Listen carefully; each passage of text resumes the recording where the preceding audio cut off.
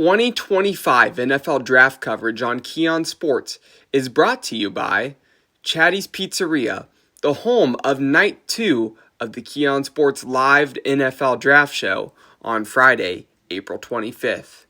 In the heart of Bay Village, at 28611 Lake Road, this incredible pizzeria offers a full menu of food and drinks. They have everything from a casual dining experience to the romantic setting of a long-awaited date night. Their food is made on the spot with fresh ingredients and classic recipes that the entire family will enjoy. From a cozy spot in the igloo to the party room, everyone will be taken care of. Call 440-471-4485. That's 440-471-4485. Or email info at Chatty's Pizzeria for reservations for the upcoming prime rib night. North Olmsted Sportsman Club. They offer a little bit of everything that the true outdoor sportsman would enjoy.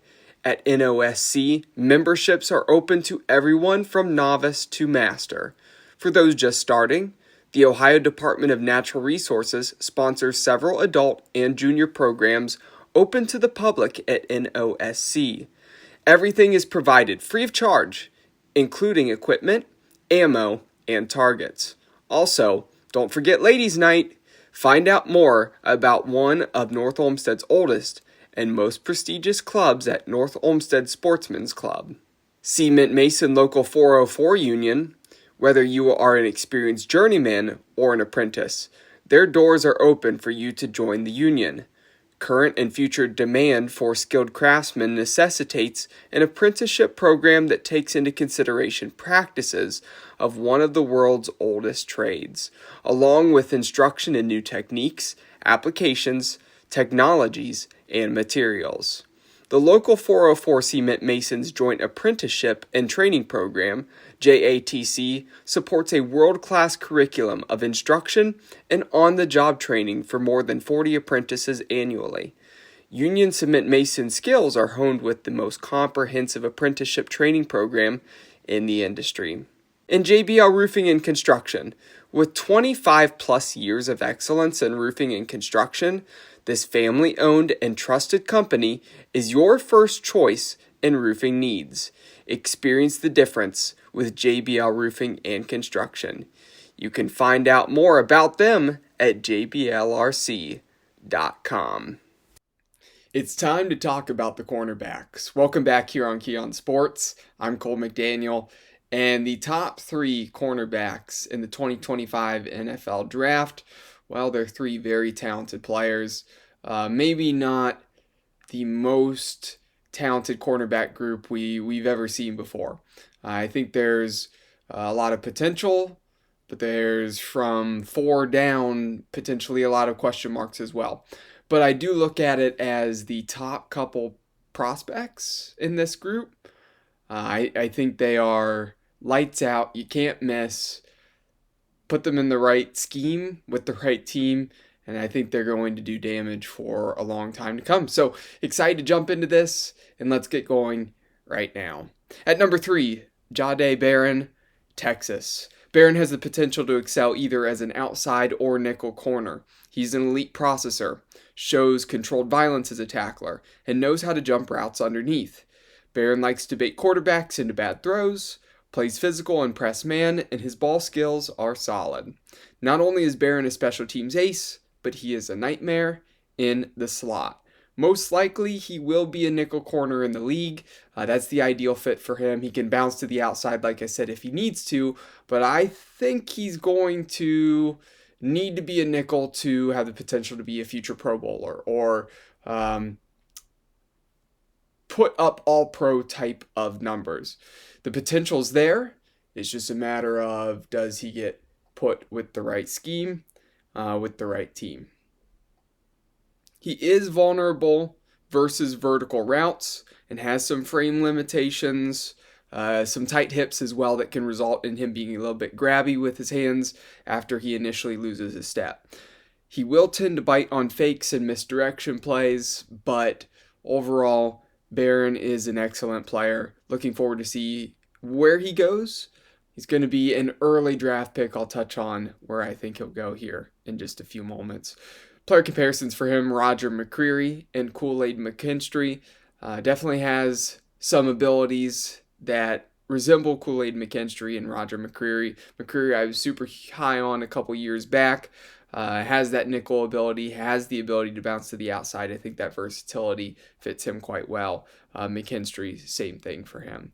He's going to be a first round pick, whether that's mid first, late first, not quite sure. I would guess it's probably going to be more on the later side, but he should be a first round pick.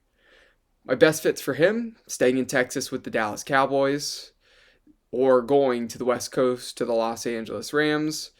The Houston Texans also on that list, and then my wild card going to the Pittsburgh Steelers. At number 2, Will Johnson, Michigan.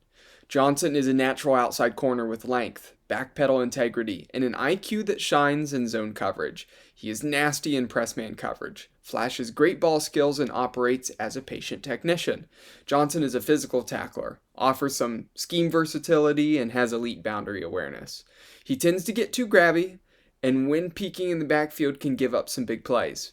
He needs to refine his change of direction skills and press technique, but really missing as a tackler is his biggest issue. So aggressive sometimes, lunging in, and just doesn't wrap up and bring his man down. But if he can clean up some of these aspects of his game, he will likely be a star defensive back quickly. Nonetheless, he's going to be a starter right away. I see him making an impact like players along the lines of Martin Emerson Jr., Joey Porter Jr., both bigger, longer, physical corners who they, early in their careers, have made an impact. Maybe a bit too grabby. Emerson took a step back this past year, but had been lights out before that. So I think Johnson has that ability. He's probably going to be a top 10 pick in this draft. Best fits for him: the Detroit Lions. They could really use some corner help, especially a big corner on the outside. Johnson staying in the state of Michigan would be beneficial for the Detroit Lions. Minnesota Vikings, they could use his skills. Same with the Indianapolis Colts. And my wild card is the Jacksonville Jaguars. At number 1, Travis Hunter, Colorado. Forget playing wide receiver in the league. I understand that Hunter has the ability to play at corner, play at wide receiver as well, but I think he should throw wide receiver right out the window. His route running ability is a little bit underdeveloped for a wide receiver, but he's such an incredible athlete. And that's why he was used at Colorado. That's why he was used before in college to do both. Now, I think he just needs to focus on excelling at cornerback because he's an elite corner.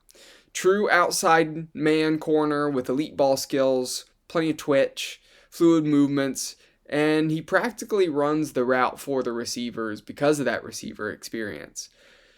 His route recognition is advanced, which is no surprise since his football IQ seems to be off the charts. His conditioning is incredible, and patience in press man is also something to be admired. For a lean build and a star wide receiver, he was also not afraid to tackle on the defensive end, showing off his competitive toughness. Hunter just makes plays all the time, and that is why he's going to be great in the NFL. At times, you will see him lose his discipline and try to jump routes too soon, just trying to make a play. This will result in him getting burnt and giving up a big play. There's some stiffness versus shifty slots, so he's not going to be a nickel corner by any means. Put him on the outside, let him show those ball skills. If he's in a press man scheme, he's really going to excel. My player comparisons for him: Derek Stingley Jr. and Denzel Ward. Projection: he will be a top 5 pick. Could he be top 3? Absolutely. Is he going to slip down to 4 or 5? Potentially. But nonetheless, he's going to be top 5 because it's going to be hard for teams to pass up on a guy of this quality. Best fits for him: the Las Vegas Raiders. A difference maker on the outside would be huge for them. Same with the San Francisco 49ers. And the Atlanta Falcons, they would benefit from Hunter as well. My wild card is the Detroit Lions. They need more cornerback help.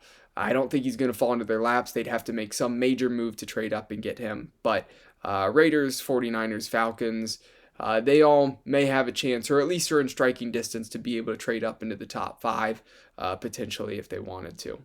That does it for this episode. Down to one final episode here of the 2025 NFL Draft Prospect Rankings. I'm Cole McDaniel signing off, but join me tomorrow for the finale here for this year.